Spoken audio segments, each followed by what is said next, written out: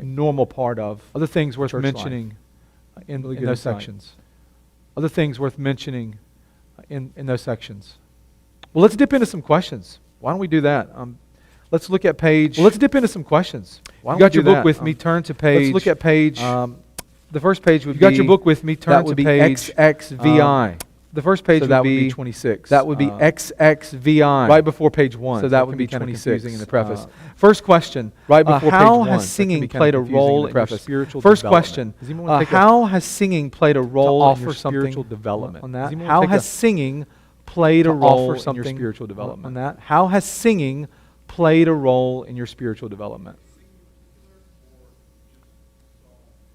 Well,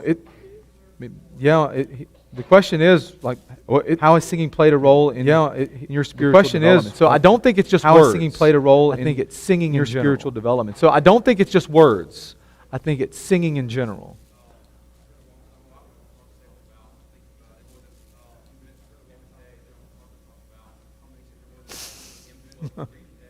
Wow. Wow.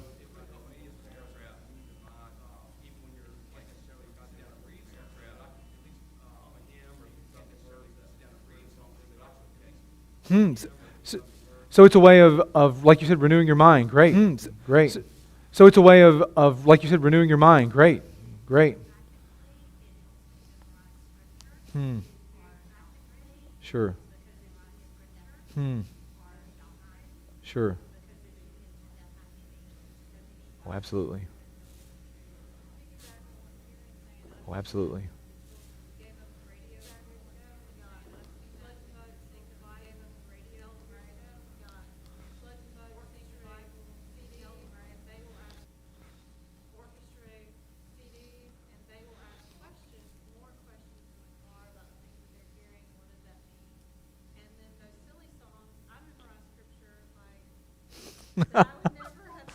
Let the children come to me. Dun, dun, dun. Let the children come to me. Dun, dun, dun, dun.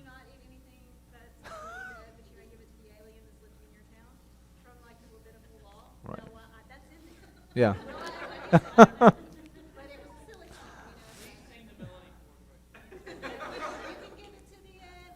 It's like Jamaican. There's like a Jamaican thing. Ding, ding. That's a. Yeah.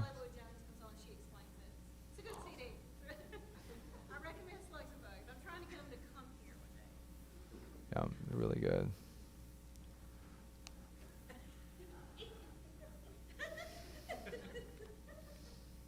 That's good. Yeah, it's fun. Yeah.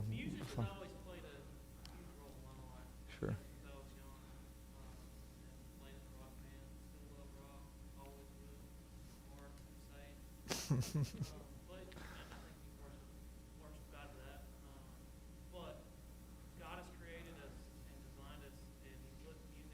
Mm.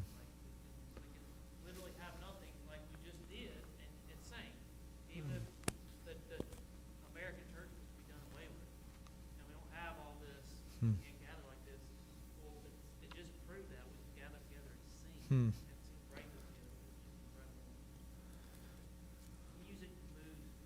Sure.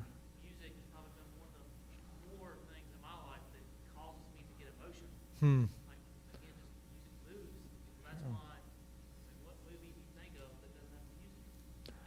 You're right. Oh, good insight. Good insight.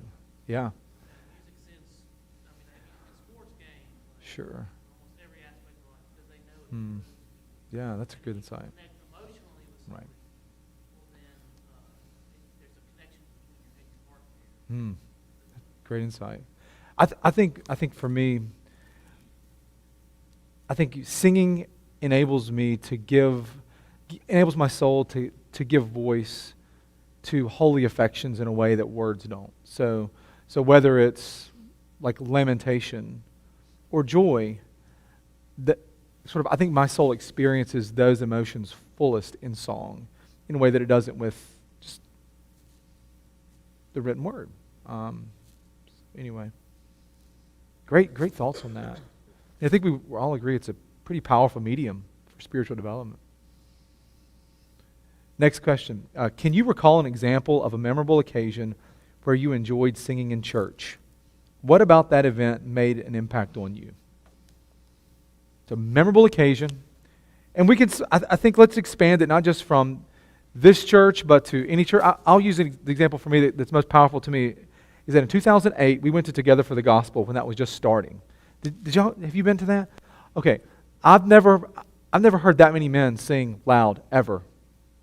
That to me was the most impactful thing of all the lineup of speakers, and all the big names were there, all the free books, and there were a lot of those too. But it was listening to all these men, and it was a room full of men, basically 5,000, 6,000. We may have actually been there at the same time if it was 2008. Okay, wouldn't have been there.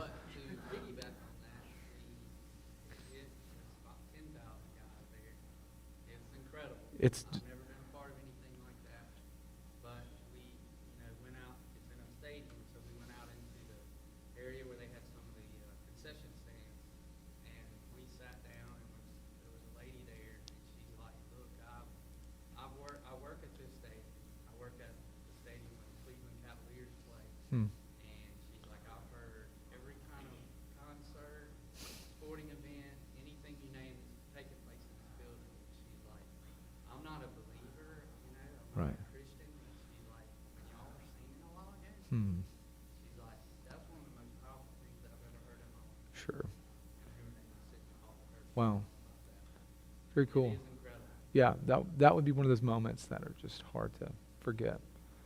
What about you guys? We've got our Together for the Gospel moment.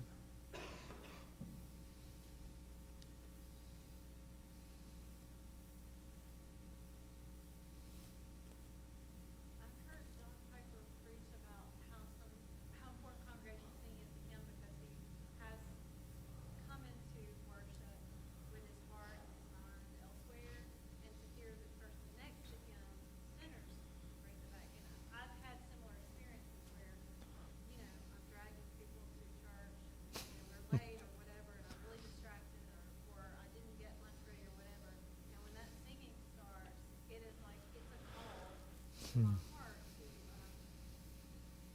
just to remember what the Lord has done and why I'm here. So that's like not necessarily a one-time event, but like, But it's a repeated experience. right, yeah. And I actually rely on that. So when the music starts, if I'm distracted, which happens a lot, Hmm. I'm like, what are we singing today? Because I need Sure. that. Well, Carolyn, can I ask you a direct question? Sorry. Is that okay? What is singing like in Honduras? What is congregational singing like in Honduras?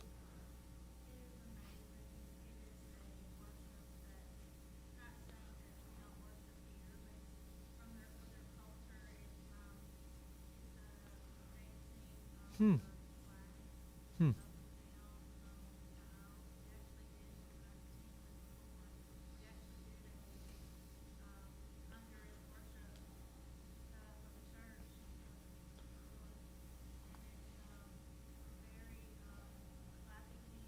Hmm.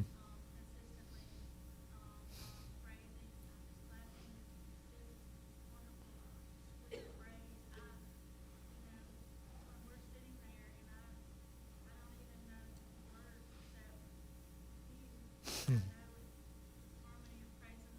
Hmm. Hmm. Good. That makes me think of when I went to Dominican Republic.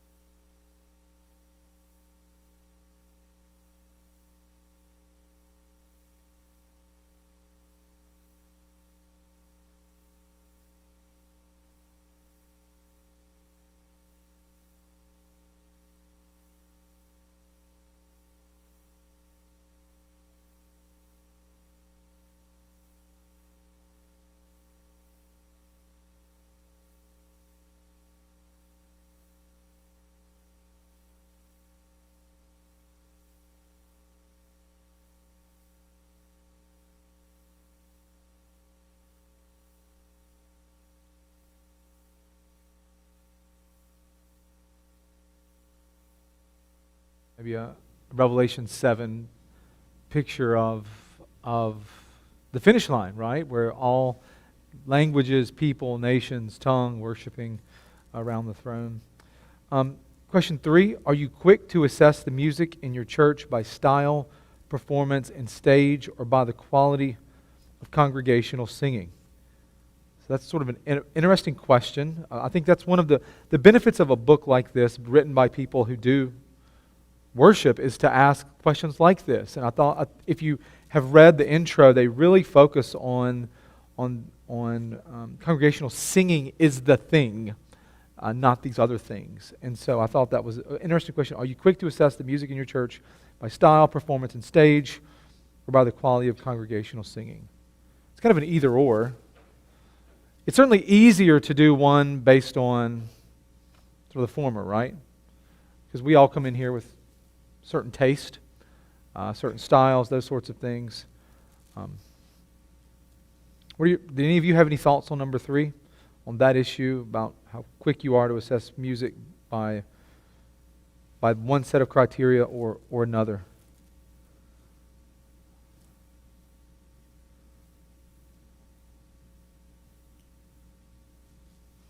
That might not be an easy one for us to. No, please.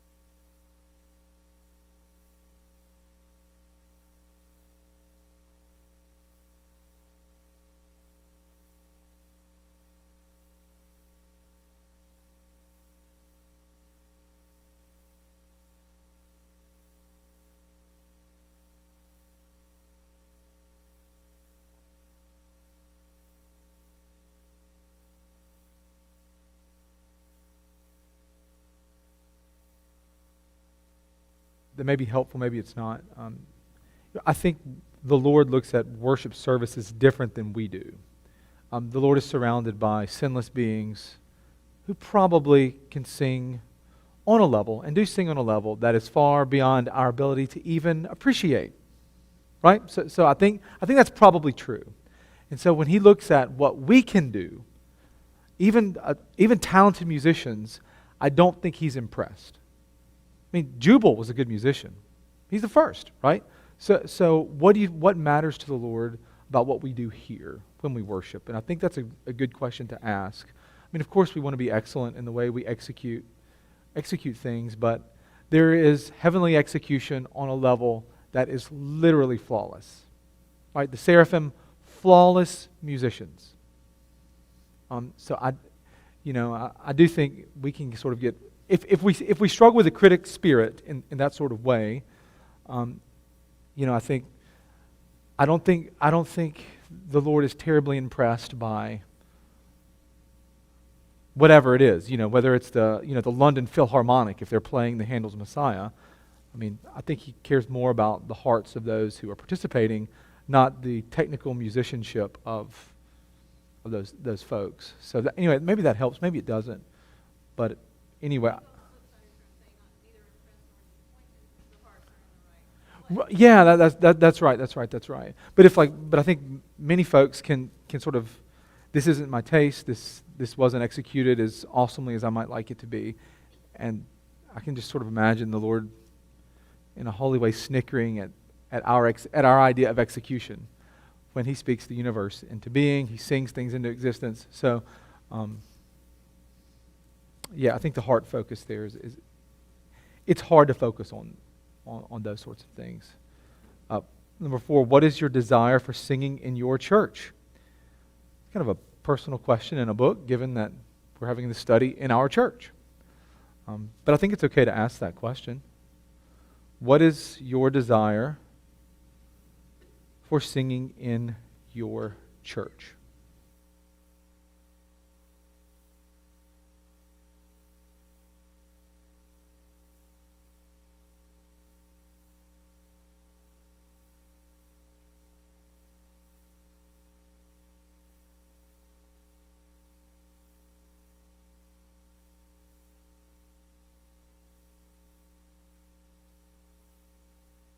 for the gospel connection that Matt and I seem to have. Like, I don't know that that room was filled with great singers, but they were filled with sincere singers. And that's probably what impacted the lady that you mentioned, is the sincerity of the singing and the soul behind it, not so much the intonation of 10,000 dudes. Yeah, go ahead.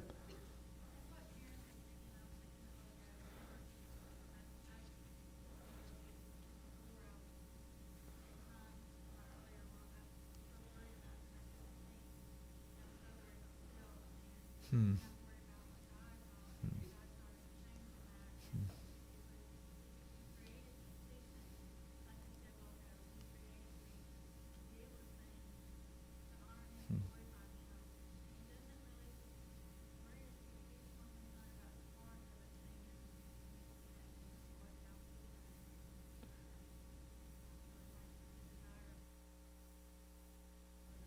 Sure. Hmm. Good insight. So we hope and pray and long for more heartfelt singing from all those gathered for worship, including not including, but starting with starting with ourselves, and other people as well. That's good. To not be distracted, and also, I mean, if you're comfortable doing something like raising your hand later or not, that you would still have a spirit of singing songs directed to the Lord, however that's working out in worship, that you would do that without feeling self-conscious. I just keep hearing from different people what a witness the singing is Hmm. to unbelievers, and if they're here, I think they would sense the Spirit moving with us when we're singing, and sense that it isn't about us. But I'm Hmm. the worst about that. I'm like, what am I doing with my hands? Yeah, what do I do with them? Do they go in my pockets? Do they go behind me? I'm All right. a stiff kind of stand still, but inside I'm not. Inside, but I'm from a Sure. Presbyterian background. We don't move around. That's right. You stand up and sit down on cue. That's right. On cue. That's right. Yeah. If you want to, go wild. I like to see it. I kind of like to see it. So, You? yeah. Yeah. Well, I mean, For me personally, on that regard, I'm just more of a person. I just don't really like attention, hmm. and sometimes I feel like, sometimes I guess I don't let myself completely go because I don't want to draw attention to myself or just. Hmm. But then, yeah. Maybe we should turn all the lights off and do something. Yeah. Well, that sure. I guess what we all need to realize is that it's not about us. Sure. It's about Christ Right. and His glorification. And that self-focus takes a lifetime to sort of rid yourself of. I mean, constantly repenting of it, refocus, repent, refocus, repent, refocus. Yeah, good. Sounds like we're all a little is it true that we're all self-conscious singers in here, except a few musicians? Or I see it. I see a head no. Like I see one head say, "No, not self-conscious at all." Very good. Well, what makes you not self-conscious? Do you mind me asking?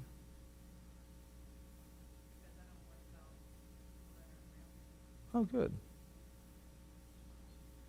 I mean, that's a grace. I mean, that's a good. Hmm. Right. Yeah. Sure. Sure. Sure. Sure. That helps, right? Not only that, like I do that too, where I'm picturing singing for an audience of one, but I had the experience where, like Josh mentioned earlier, I had someone in our church was coming out of a country where they weren't allowed to gather in corporate worship, Hmm. and he just came into a band practice and sat down and started singing. Hmm. Just hearing it from a speaker, like Yeah. that was something he had not heard in Hmm. years and years, and so I sing loud. And I smile, and people are all staring at me like, who's making all that racket? But like, I'm not gonna Sure. quit Good. because Yeah. I can. Yeah. You know what I mean? Like, Sure. it's that moment of Hmm. you get to, so I'm going to. Right. Yeah. It is. Yeah. Those are good. Both of those are, I think, really good antidotes to those of us who struggle with sort of a self-focus. Is that it seems like both of you are focusing on different aspects of. You're finding a way to be self-forgetful in different ways.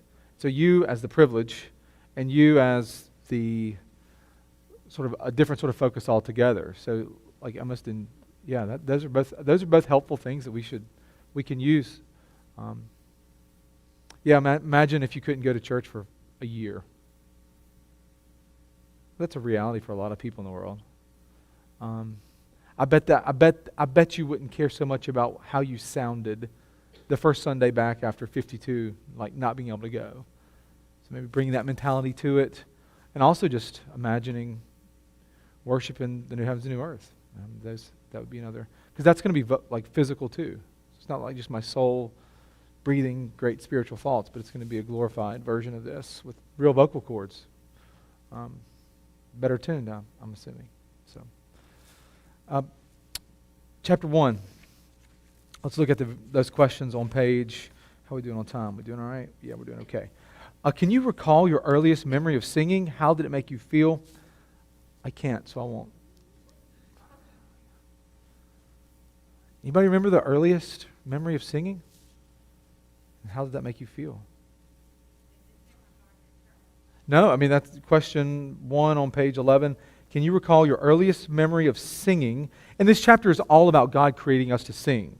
So if you hadn't got a chance to read it yet, do take time to do that, because the authors are making the case that we're built this way. God made us this way. He intends for us to do this to this end. And so I think that question is just gearing us to think about singing and the image of God. But I can't remember my earliest moment of singing. I'm sure it was in church. But it could have been like a nursery rhyme. I just can't remember.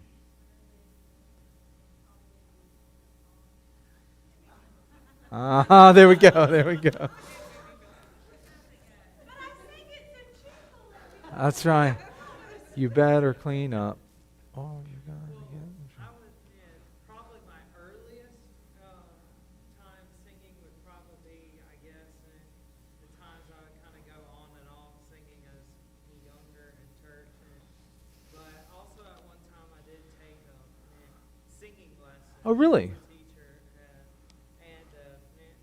I enjoyed it in the confines of just me and the teacher. Sure. But when it came to actually like showing it off and like singing to other people, I was just absolutely terrified. Sure. Sure.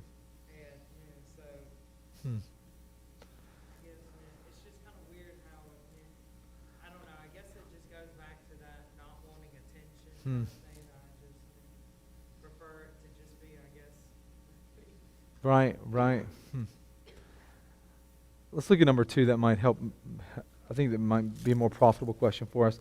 What do you experience during congregational singing? Feelings like joy, fear, self-consciousness, freedom, etc.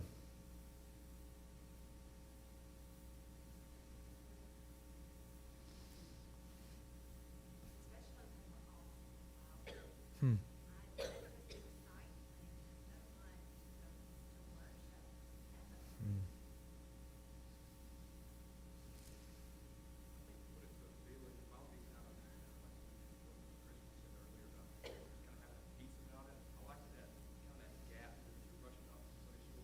Hmm. Here you have 15 conversations about the week, and you have one week in a while. Hmm. I like having that intimate where everybody's singing together. It's not just me. Hmm. It's not dependent on me. We're all just singing together. Hmm. You hang at that piece and you kind of start thinking about those things. Hmm. While going through the sermon. Yeah, it is amazing how it's possible to do very little church at church. I mean, like to do very little spiritual business at church. It's possible to do that. I mean, I think as you all know. Here's what I wrote down on mine. I said sometimes joy and peace, sometimes sadness and frustration, sometimes guilt for a bad frame of heart, sometimes confusion. So for me, it can be a sort of an emotional blender in certain ways, depending on how the week went, depending on how I feel about how the week went. So it really, I mean, I think it's a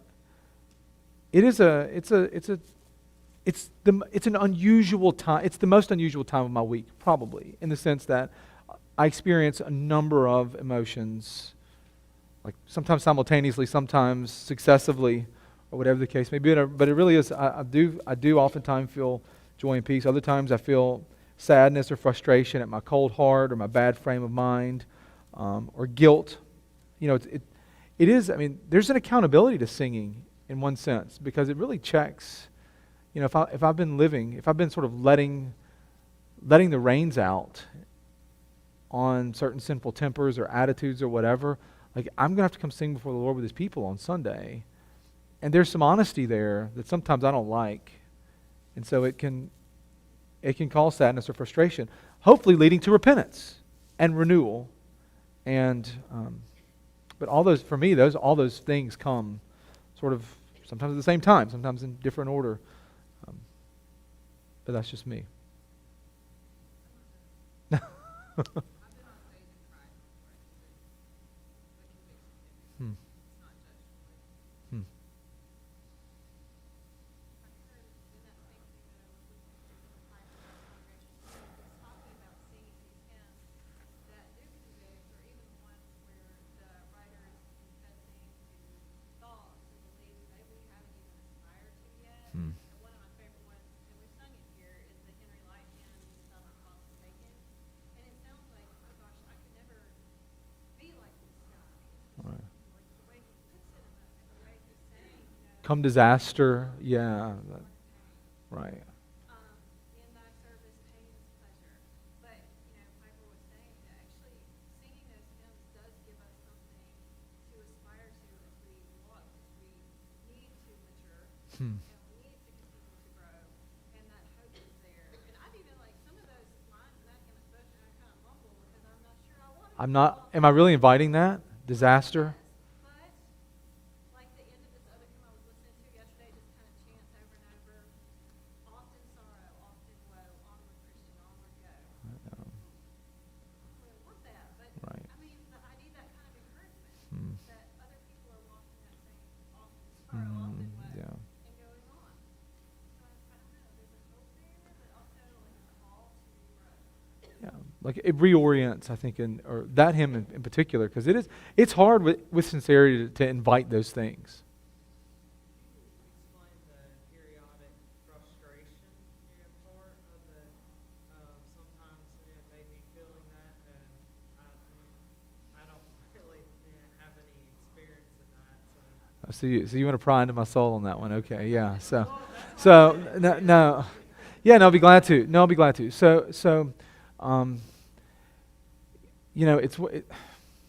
Part of it is there's a ministry piece to that, and there's a regular Christian piece to that too. So the ministry piece is, at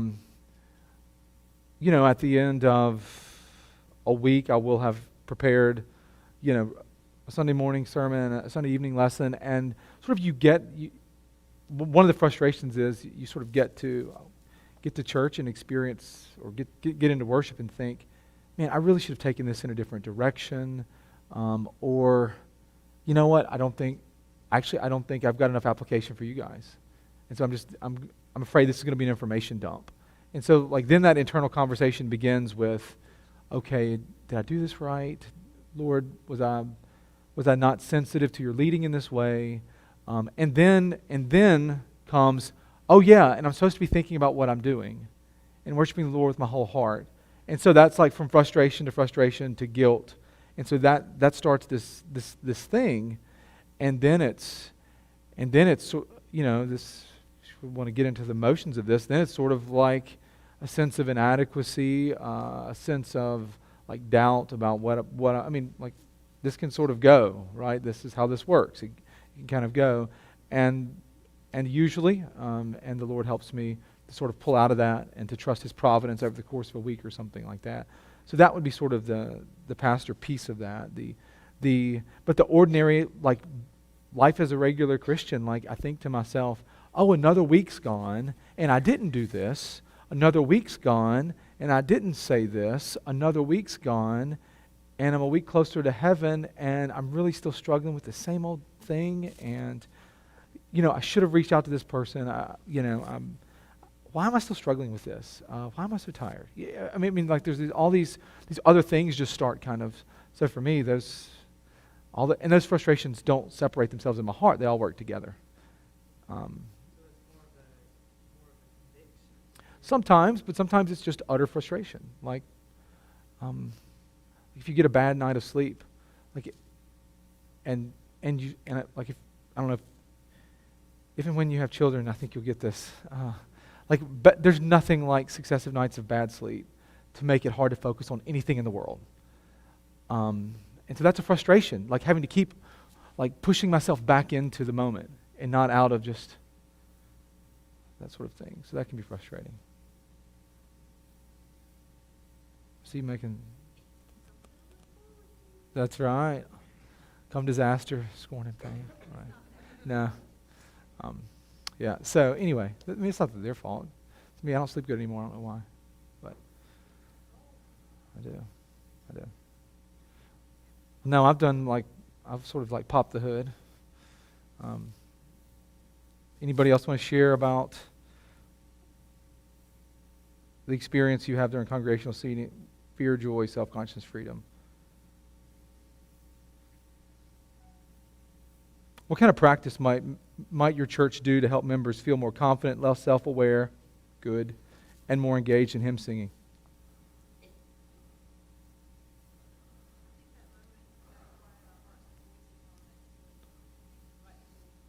Hmm.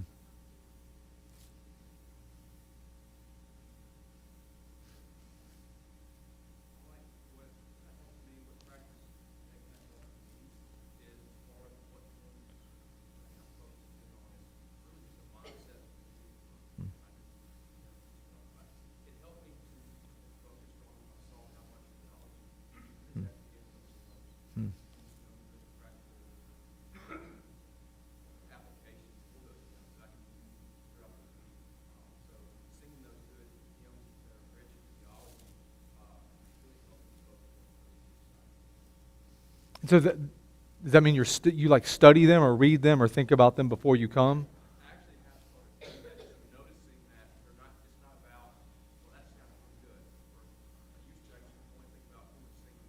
Right. Like I'm trying to find the guys on Spotify that sing really well. Right. But now I've kind of started noticing how much scripture are in these, and these are actually practical things. Hmm. You know, like the scene I brought up earlier about working outside. Hmm. Using those. It's kind of exciting to do that, and as far as the preparation for worship, like I mentioned. Hmm. You're hearing that, and thinking and contemplating about those things. It's very, very I think what we're doing is a good exercise. I wouldn't have guessed. Just in, hmm. Hmm. Hmm.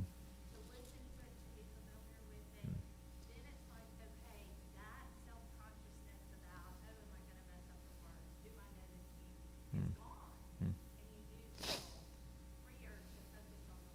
Hmm. Hmm.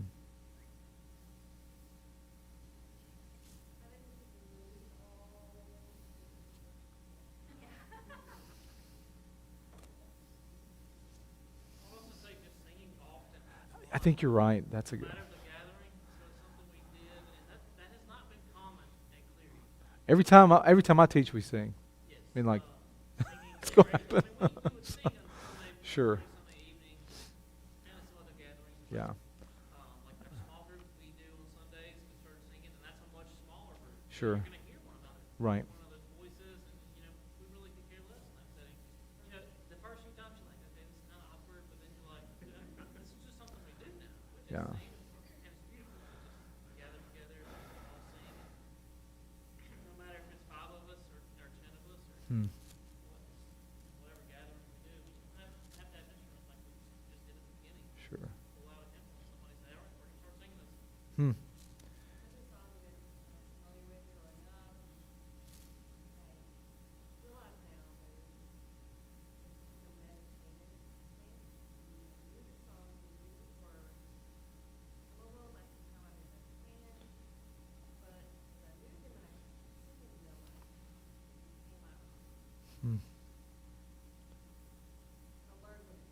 Sure. as it gets more and more about, Right. especially the younger customers, theology, whatever you call it. Hmm. Being worship songs that have more than one verse in them is always very significant. Hmm.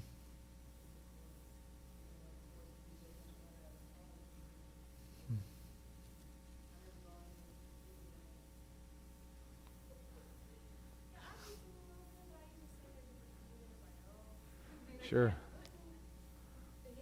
Yeah. Huh. Huh. And why? Because Janelle and Sunshine were there. Mm. I'm supposed to stand next to Right. them. See? Mm. But that was a big thing Right. there. They would all sing. Yes. Mm. And they weren't looking at each other. They weren't Yeah. listening to each other, but they were all singing and they knew all the words. Hmm. And I didn't know what they were singing. I didn't even, when we sing, of course, we sing. And they probably didn't understand us. But either way, it didn't matter. Hmm. I was gonna mention that earlier. Like the pastor would just point and be like, "All right, Corbin, you're leading today." Okay, awesome. Go. And like Yeah. random guy would jump on the stage, Yeah. prepared, and just like Wow. sing whatever song Wow. was on his heart. Completely off key. No one cared. Sure. It was so loud and so heartfelt, and it was Hmm. fun. It was. Okay, Daniel, it's your week. Mm. Well, I'm gonna kind of repeat a little bit of what everybody said. I agree with all of them. I think, and the more you do something, the more comfortable you're gonna That's feel true. about it. But at Yeah. the same time, of course, it's easier said than done. But we just need to understand that you don't have to sound good Right. to be worshiping. Sure. And, like they were saying, you can be off key and still be worshiping your Sure. heart out. Sure. Very good. Well, that takes us through book chapters intro and 1.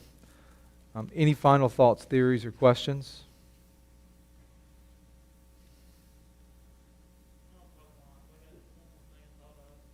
There was an article years back of an atheist church we had. Like Hmm. an atheist church service. Sure. Yeah. They intentionally put it on. Mhm. A bunch of atheists Mhm. professed went. Well, there was this undercover Christian that went there to like Hmm. see what was going on. Right. He wrote about it from a Christian viewpoint. Yeah. Wrote an article. Anyways, one of the things that he said shocked him was how much all of these atheists missed the music Yeah. and the singing in church. Sure. So a bunch of these atheists probably grew up in church, sang the songs, they knew it, and after they had left the faith and left the church, They still want to sing. their Yeah. hearts still desired to. That's and not miss that. that's not unusual, and that's not. I mean, that happens all the time, especially at Christmas.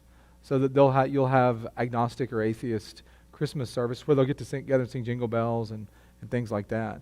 But like that's a thing. Like that's definitely a thing. And it's very sad, isn't it, that they want, in one sense, they want the life that the church offers, but they don't. But they reject it as well, and they try to manufacture it in some bizarre, nonsensical, other sort of way. Well, good. Well, you know, per Elijah's suggestion, we ought to sing a hymn on the way out, right? You only get better by doing it. Thanks, Daniel. I'm sorry. Long day. I'm just look. That's right. Sorry, it's a school night. So let. Hey, I think song Elijah so much I'm starting to respond to it. That's good. That's good. All right. So first one to pick it gets it.